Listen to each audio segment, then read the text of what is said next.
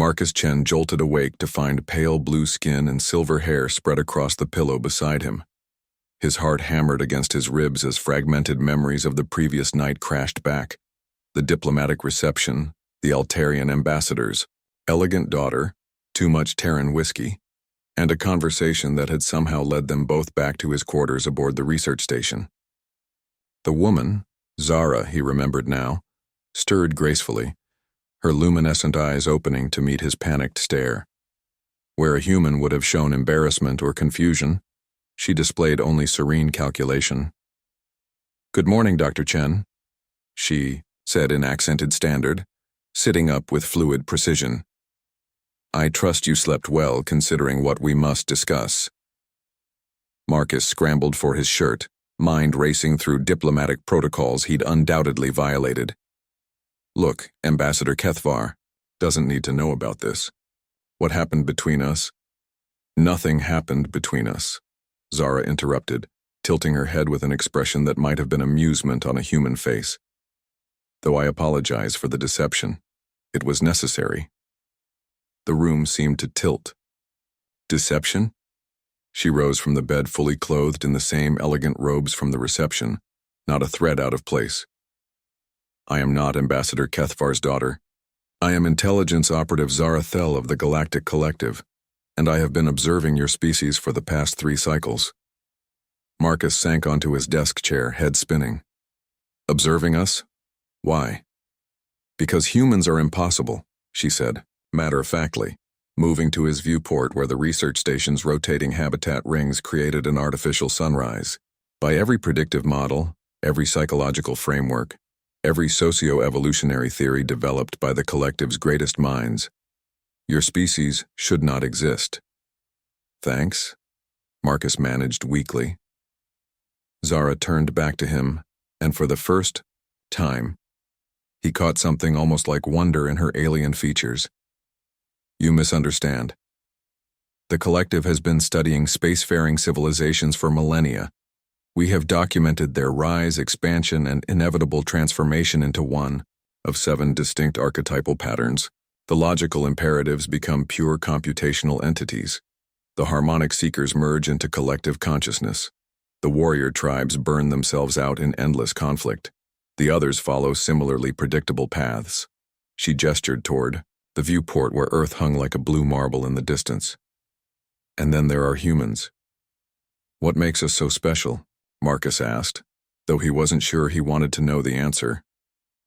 "Everything," Zara said simply.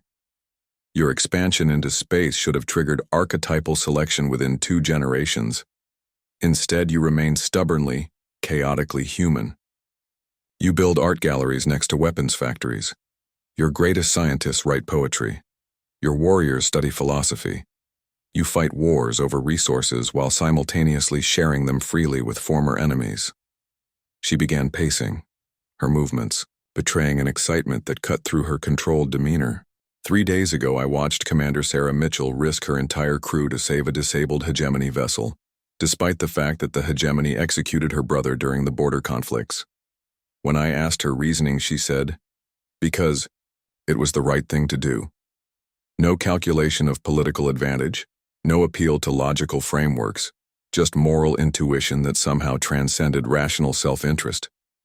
Marcus found himself leaning forward despite his confusion. "And that's unusual." "It's unprecedented," Zara said emphatically. "Every other species develops consistent behavioral patterns as they mature technologically. They become predictable. You remain wild variables in every equation." She moved closer, her luminescent eyes intense. "Yesterday, Dr. Yuki Tanaka in your xenobiology lab made a breakthrough that could revolutionize agricultural productivity across 17 star systems. Instead of seeking exclusive patents or technological advantage for humanity, she immediately transmitted her findings to the Collective database with full open-source documentation. "That's just good science," Marcus said. But Zara shook her head. "It's chaos. Beautiful, impossible chaos. The hegemony species would have weaponized the discovery. The pristine order would have suppressed it to maintain social stability. The Trade Federation would have monetized it exclusively.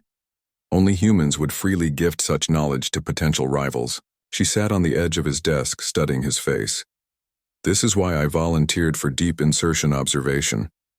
The collective needs to understand how humans maintain such contradictions without societal collapse. How do you balance individual achievement with collective welfare? How do you sustain both competition and cooperation simultaneously? How do you make decisions based on concepts like honor and compassion while still advancing technologically? Marcus rubbed his temples, trying to process this revelation. So what's the life-changing bombshell you mentioned? The collective is fracturing, Zara said quietly. 3 major faction wars have erupted in the past cycle, each side convinced. Their archetypal path represents optimal civilization. The logical ones believe pure efficiency will save us. The harmonious ones push for collective consciousness. The militant factions prepare for conquest. She met his eyes directly. But studying humanity has shown me a 4th path, one that embraces contradiction instead of resolving it. The collective's leadership has authorized me to extend an unprecedented invitation. Humanity would be offered full partnership status, with equal voting rights in collective governance. Your chaotic wisdom might be exactly what we need to prevent our own destruction. Marcus stared at her, the magnitude of her words sinking in. You're talking about representing Earth in a galactic government? I'm talking about humanity teaching the galaxy what you've somehow figured out instinctively. That chaos and order, logic and emotion, individual and collective don't have to be mutually exclusive. Zara smiled, the first truly human expression he'd seen from her. That maybe the greatest civilizational strength isn't choosing a single path, but walking all of them simultaneously.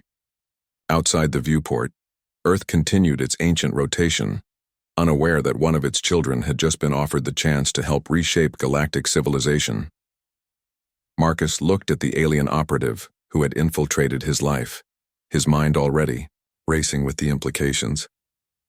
When do we start? He asked. Her smile widened. We already have.